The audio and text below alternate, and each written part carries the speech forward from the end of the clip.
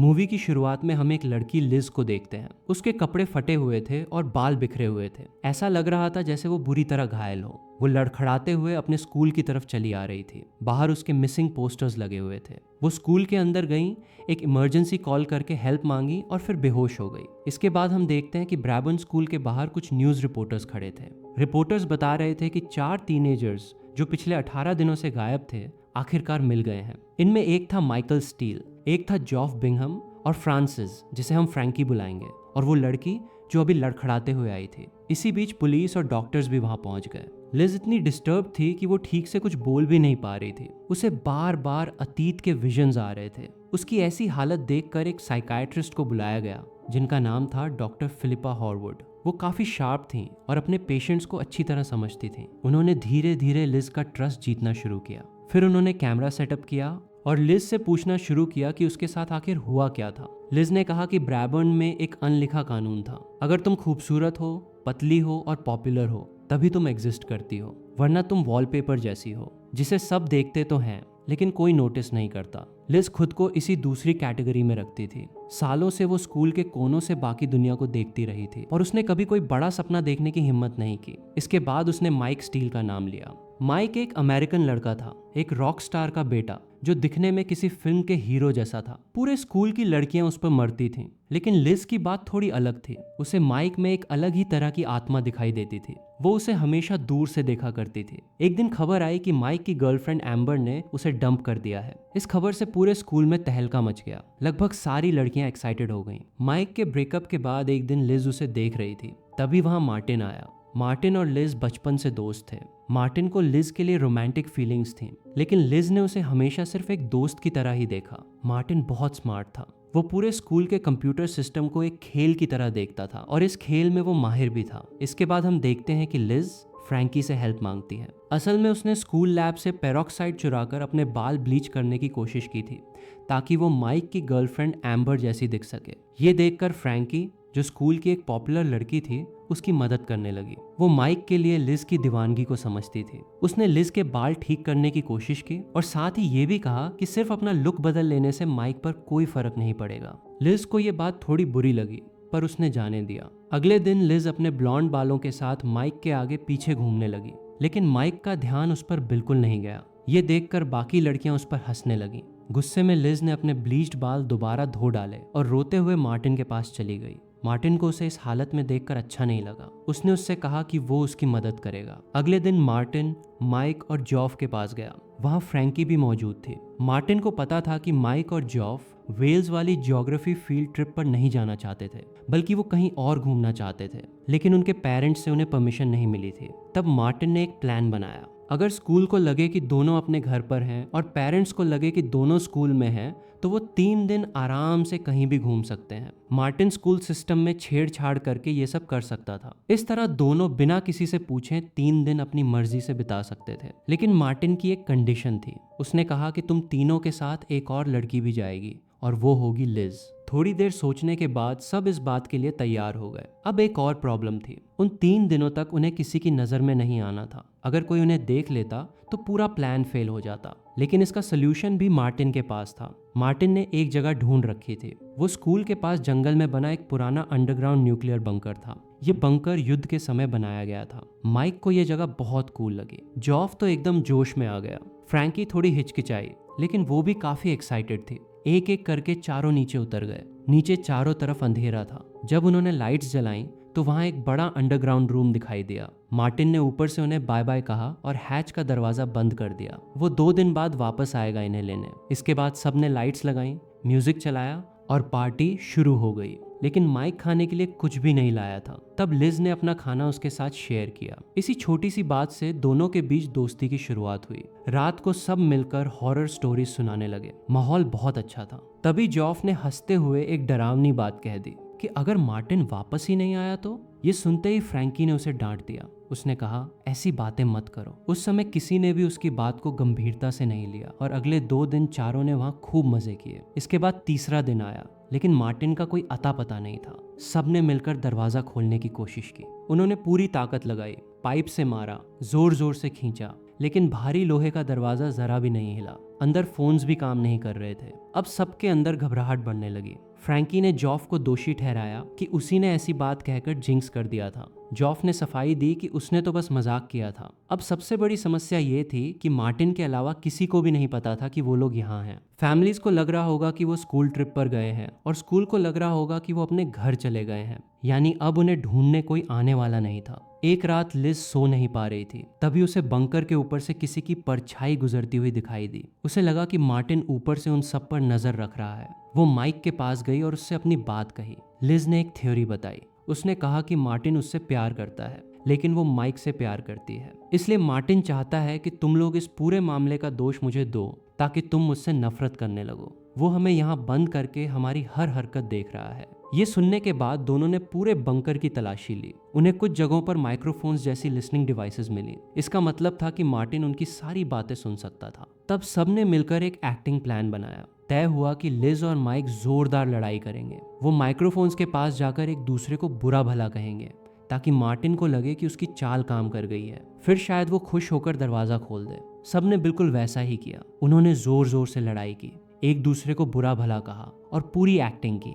अगली सुबह जब उनकी आंख खुली तो उन्होंने देखा कि बंकर का दरवाजा खुला हुआ था। चारों तुरंत बाहर भागे। बाहर निकलते ही माइक ने लिज को गले लगा लिया और कहा, तुमने हम सबकी जान बचा ली। लिज के लिए ये वही पल था जिसका उसने हमेशा सपना देखा था। यही थी लिज की पहली कहानी, जो उसने डॉक्टर फिलिपा को सुनाई। लेकिन डॉक्टर फिलिपा को एक बात बिल्कुल समझ नहीं आई। अगर सच में दरवाजा खुल गया था तो फिर बाकी तीनों की मौत कैसे हुई? इसके बाद हम देखते हैं कि पुलिस ने मार्टिन को पकड़ लिया। उससे पूछताछ की गई तो पता चला कि मार्टिन उस समय अपनी फैमिली के साथ डोमिनिकन रिपब्लिक में छुट्टियां मना रहा था। उसके पास एकदम पक्का अलीबाई था। उसने सुबह से शाम तक का पूरा स्केड्यूल बताया, ब्रेकफास्ट का समय, प्लेटफॉर्म नंबर, ट्रेन टाइमिंग, सब कुछ। पुलिस के पास उसके खिलाफ कोई भी सबूत नहीं था। इसके बाद मार्टिन ने ऐसी बात कही जिसने पूरी कहानी ही पलट दी। उसने बताया कि लिज और फ्रैंकी असल में बेस्ट फ्रेंड्स थीं और स्कूल की सबसे पॉपुलर गर्ल्स में गिनी जाती थीं। लिज का जो अनपॉपुलर लोनर वाला इमेज था वो पूरी तरह झूठ था। असली लोनर तो खुद मार्टिन था। उसने ये भी बताया कि पूरे प्लान में उसका रोल सिर्फ एक हेल्पर का था।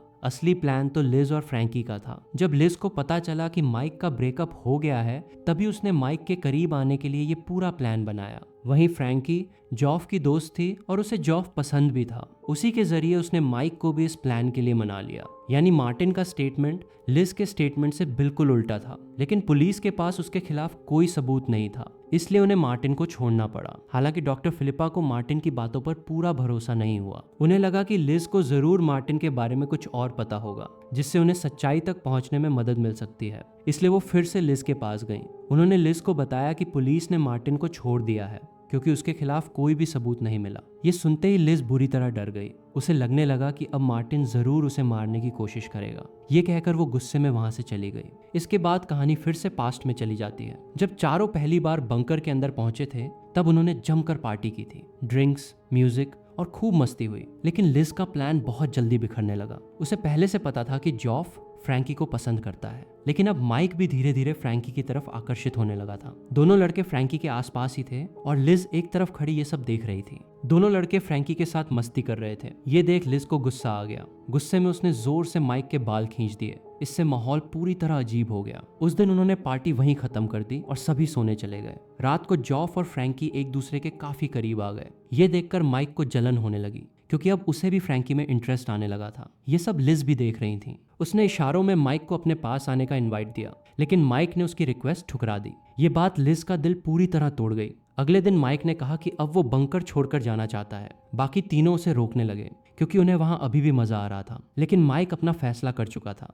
ये देखकर लिज ने भी अपना बैग पैक किया और उसके साथ जाने लगी। लेकिन जैसे ही दोनों ऊपर पहुंचे उन्होंने देखा कि दरवाजा खुल ही नहीं रहा। वो पूरी तरह जाम हो चुका था। इसका मतलब साफ था कि मार्टिन सच बोल रहा है। उसने उन्हें कभी लॉक नहीं किया था। वो कभी भी बंकर के अंदर बाहर जा सकते थे, लेकिन अब सच में दरवाजा लॉक हो चुका था और चारों बंकर के अंदर फंस चुके थे। ये समझते ही सब एक दूसरे पर इल्जाम लगाने लगे और वहां जोरदार लड़ाई शुरू हो गई। इसके बाद सीन वापस प्रेजेंट में आता है, जहां मार्टिन गुस्से में लिज के घर पहुंच गया था। उसे देखते ही लिज डर गई और घर से बाहर भागने लगी। वो भागकर नदी के पुल पर पहुंची, लेकिन मार्टिन ने उसे पकड़ लिया। वो बहुत गुस्से में था। उसने कहा, तुमने मुझे फ्रेम किया, पुलिस को मेरे पीछे लगा दिया। ये कहते कहते मार्टिन रोने लगा, लेकिन लिज ने बिल्कुल ठंडे दिल से जवाब दिया कि उसका कुछ नहीं बिगड़ेगा। पुलिस के पास उसके खिलाफ कोई भी सबूत नहीं है। इसके बाद लिज घर लौट आई और रोने लगी। तभी डॉक्टर फिलिपा उससे मिलने आई। उन्होंने लिज को अपनी कार में बैठाया और उसे एक जगह लेकर गई। वो बार बार उससे कह रही थी, मैं तुम्हारी मदद कर रही हूँ, मुझे सच बताओ, बंकर में आखिर हुआ क्या था।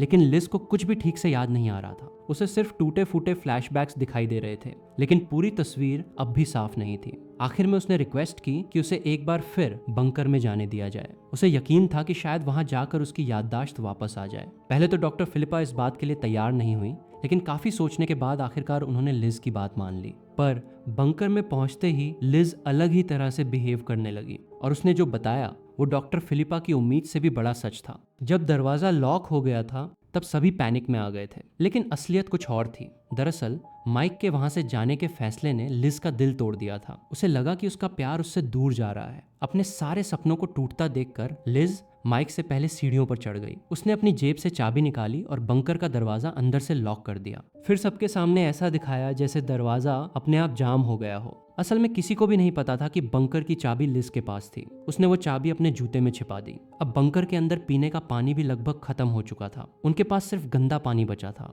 अगर वो भी नहीं पीते तो डिहाइड्रेशन से उनकी मौत हो सकती थी। तब जॉफ ने सबको शांत करते हुए समझाया कि डिहाइड्रेशन में क्या होता है। पहले बहुत तेज प्यास लगती है, फिर सिर दर्द शुरू होता है, उसके बाद नजर धुंधली होने लगती है, जीभ फूल जाती है, स्किन सूखने लगती है और आखिर में 3-4 दिन के अंदर इंसान की मौत हो सकती है। ये सुनकर सभी और ज्यादा डर गए। इसी बीच लिज ने वही किया जो वो हमेशा से करना चाहती थी। वो रोने लगी और माइक उसे संभालने लगा। इसी तरह दिन गुजरने लगे, पानी कम होता गया, खाना भी खत्म होने लगा। लेकिन दूसरी तरफ लिज और माइक के बीच नजदीकियां बढ़ने लगीं। जिस चीज की लिज ने हमेशा ख्वाहिश की थी वो आखिरकार हो रही थी। लेकिन हर गुजरते दिन के साथ चारों की हालत लगातार खराब होती जा रही थी। फ्रैंकी बुलीमिया नाम की बीमारी से पीड़ित थी। गंदा पानी पीने से उसकी उल्टियां रुक ही नहीं रही थीं। लेकिन लिज को इससे कोई फर्क नहीं पड़ रहा था। वो तो माइक के साथ बिताए हर पल में खुश थी। उसे लग रहा था कि आखिरकार उसे उसका प्यार मिल गया है। एक रात लिज ने सोचा कि अब उसे फ्रैंकी को सब सच बता देना चाहिए। वो उसे ढूंढते हुए बाथरूम में पहुंची,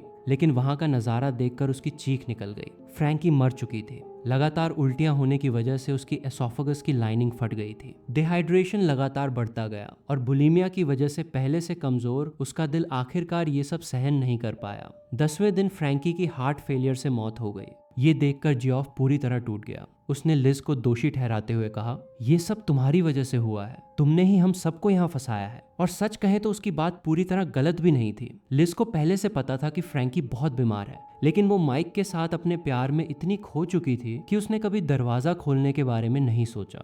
अब उन्हें उसी बंकर में फ्रैंकी की लाश के साथ रहना था, ऐसी जगह जहां हर पल मौत की बदबू और उसकी यादें उनका पीछा कर रही थीं। अब खाना और पानी दोनों खत्म होने की कगार पर थे। माइक और जॉफ दोनों बेहद कमजोर हो चुके थे। लिज भी फ्रैंकी की मौत के लिए खुद को जिम्मेदार मान रही थी, लेकिन इसके बावजूद वो गेट खोलने के लिए तैयार नहीं थी। इसी दौरान जॉफ ने बताया कि अब उसे धुंधला दिखाई देने लगा है। ये सुनकर माइक ने अपने हिस्से का पानी भी उसे दे दिया। उसी दिन लिज ने फैसला किया कि अब वो माइक को चाबी के बारे में सब सच बता देगी। जब दोनों बाथरूम में थे तभी जॉफ ने अपने बैकपैक से कोका कोला की छिपाई हुई कैन निकाली। उधर जैसे ही लिज ने माइक को चाबी दिखाई तभी माइक के कानों में कैन खुलने की आवाज पड़ी। उसने देखा कि जॉफ सबसे छिपकर कोका कोला पी रहा है। भूख और प्यास इंसान का दिमाग बदल देती है और यही माइक के साथ भी हुआ। वो गुस्से में जॉफ पर टूट पड़ा और उसे बुरी तरह पीटने लगा। उसने बार बार उसका सिर जमीन पर पटका। कुछ ही पलों में जॉफ की वही मौत हो गई। एक कोका कोला की बोतल के लिए माइक ने अपने ही सबसे अच्छे दोस्त की जान ले ली। साथ ही उस वक्त वो चाबी भी नहीं देख पाया। अब बंकर में सिर्फ 2 लोग बचे थे, लिज और माइक। दोनों की हालत बेहद खराब हो चुकी थी। पर ये देखो, जॉफ ने अपने बैग में कितनी चीजें छिपा कर रखी थी और ये सब वो इन सब से छिपा कर खा रहा था। जॉफ तो बड़ा हरामी निकला। खैर, लिज ने माइक से कहा कि अब हम दोनों यहीं अपनी जिंदगी खत्म कर देते हैं, लेकिन माइक बार बार इसके लिए मना करता रहा। फिर माइक के मुंह से वो बात निकली जिसे सुनने के लिए लिज ने ये सब किया था। वो बोला, लिजी, मुझे तुमसे प्यार है, तुमने मुझे जिंदा रखा, नहीं तो मैं कब का मर चुका होता। ये सुनकर लिज को लगा कि आखिरकार उसे वो मिल गया जिसकी उसे हमेशा से चाह थी। अगले दिन जब माइक सो रहा था तब लिज चुपचाप उठी। वो ऊपर गई और उसने बंकर का दरवाजा खोल दिया। कुछ पल के लिए तो माइक पूरी तरह हैंग हो गया। उसने पूछा, तुमने ये कैसे किया? तब लिज ने बताया कि बंकर की चाबी शुरू से उसी के पास थी और ये सब उसने सिर्फ माइक का प्यार पाने के लिए किया था। ये सुनते ही माइक को एक ही पल में पूरी सच्चाई समझ आ गई। अगर लिज चाहती तो फ्रैंकी बच सकती थी, जॉफ को मरना नहीं पड़ता और वो खुद अपने सबसे अच्छे दोस्त का कातिल कभी नहीं बनता। लेकिन लिज ने जानबूझकर दरवाजा खोला नहीं। ये समझते ही माइक चीख पड़ा, मैंने अपने दोस्त को मार दिया। फ्रैंकी को तुमने मरते हुए देखा, ये सब तुम्हारी वजह से हुआ। इसके बाद वो पागलों की तरह सीढ़ियां चढ़ने लगा। लिज पहले ही ऊपर पहुंच चुकी थी। माइक तेजी से सीढ़ियां चढ़ रहा था। जल्दबाजी से सीढ़ी उसका वजन सहन नहीं कर पाई और अचानक टूट गई। माइक सीधे नीचे गिर पड़ा। गिरते समय टूटी हुई सीढ़ी की नुकीली रॉड उसके चेस्ट में घुस गई। वहीं उसकी भी मौत हो गई। ऊपर खड़ी लिज ये सब देखती रह गई। वो फूट फूट कर रोने लगी। अब वो कुछ भी नहीं कर सकती थी। उसका प्यार उसकी आंखों के सामने मर चुका था। लेकिन तभी उसके दिमाग में एक बेहद अजीब और डरावना ख्याल आया। उसने खुद से कहा, अब माइक कभी बूढ़ा नहीं होगा, कभी मुझे छोड़कर नहीं जाएगा, कभी मुझे धोखा नहीं देगा। अब वो हमेशा के लिए परफेक्ट रहेगा। यहीं से समझ आता है कि प्यार के जुनून में लिज का दिमाग किस हद तक बदल चुका है। उधर बंकर में डॉक्टर फिलिपा ये पूरी कहानी सुन रही थी। उन्हें समझ ही नहीं आ रहा था कि वो कैसी रिएक्शन दें, क्योंकि लिज ने जो कुछ बताया था उसी तरह बाकी तीनों की मौत भी हुई थी। इसके बाद डॉक्टर फिलिपा ने कहा, तुम्हें यही बात ऑफिशियल स्टेटमेंट में भी बतानी होगी, पुलिस के सामने और सॉलिसिटर की मौजूदगी में। लेकिन लिज ने साफ इनकार कर दिया। उसने कहा, यह सब एक एक्सीडेंट था, मेरी कोई गलती नहीं थी। तब डॉक्टर फिलिपा ने कहा, मार्टिन सब जानता है, वो स्टेटमेंट दे देगा। लेकिन मार्टिन अब कुछ नहीं बोल सकता था, क्योंकि जिस दिन लिज से मिला था उसने उसे नदी में धक्का दे दिया और वो डूबकर मर गया। उसी समय बंकर के बाहर पुलिस पहुंच गई। तुरंत लिज जोर जोर से चीखने लगी और हेल्प के लिए आवाजें देने लगी। जब पुलिस अंदर पहुंची तो लिज रोते हुए बोली कि डॉक्टर फिलिपा ने उसे नुकसान पहुंचाने की कोशिश की। इसी दौरान नदी से मार्टिन की लाश भी बरामद कर ली गई। जब उसकी तलाशी ली तो उसकी जेब से बंकर की चाबी मिली। अब पूरी कहानी पुलिस की नजर में बदल चुकी थी। उन्हें लगा कि मार्टिन ने ही चारों को बंकर में बंद किया था और बाद में गिल्ट या पकड़े जाने के डर से उसने सुसाइड कर लिया। यही ऑफिशियल कंक्लूजन बना। पूरा अपराध एक बेगुनाह इंसान मार्टिन के सिर मर दिया गया। इसके बाद लिज को बंकर से बाहर लाया। थोड़ी दूर खड़ी डॉक्टर फिलिपा उसे देख रही थी। तभी लिज ने पलटकर उनकी तरफ देखा और उसके चेहरे पर एक ठंडी खतरनाक मुस्कान थी। यहीं पर फिल्म खत्म होती है।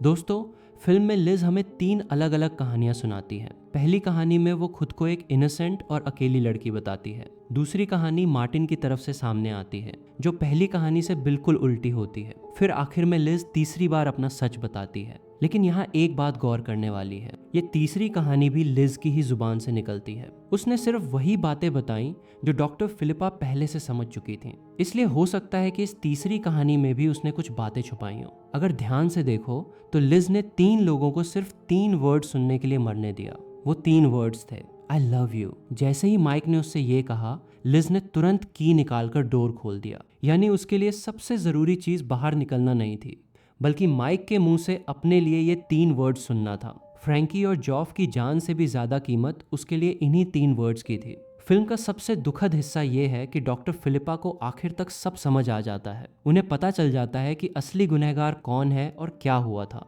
लेकिन उनके पास इसे साबित करने के लिए एक भी एविडेंस नहीं होता। दूसरी तरफ मार्टिन की जेब से बंकर की मिलती है, इसलिए पूरा शक उसी पर चला जाता है। लिज खुद को बेचारी दिखा देती है और फिलिपा पर ही इल्जाम लगा देती है। आखिर में पूरा सिस्टम मार्टिन को ही गुनहगार मान लेता है, जबकि असली गुनहगार आराम से वहां से निकल जाती है। मार्टिन इस फिल्म का शायद सबसे दुखी किरदार है। वो बचपन से लिज से प्यार करता था और हमेशा उसकी मदद करता रहा। उसी भरोसे में उसने बंकर की जानकारी दी, पूरा प्लान बनने दिया, और बाद में जब वो लिज के घर गया तब भी उसका इरादा उसे नुकसान पहुंचाने का नहीं था। लेकिन लिज ने उसी प्यार और भरोसे का फायदा उठाया। आखिर में उसी मार्टिन को नदी में धक्का देकर मार दिया और पूरा इल्जाम भी उसी पर डाल दिया। जिसने लिज से सबसे ज्यादा प्यार किया, आखिर में उसी की जिंदगी बर्बाद हो गई। अब बात करते हैं फिल्म के टाइटल की। द होल सिर्फ उस बंकर का नाम नहीं है। लिज के अंदर भी एक खालीपन था जिसे वो माइक के प्यार से भरना चाहती थी। माइक की मौत के बाद फिर एक नया खालीपन रह गया। उसकी हर झूठी कहानी में भी एक होल था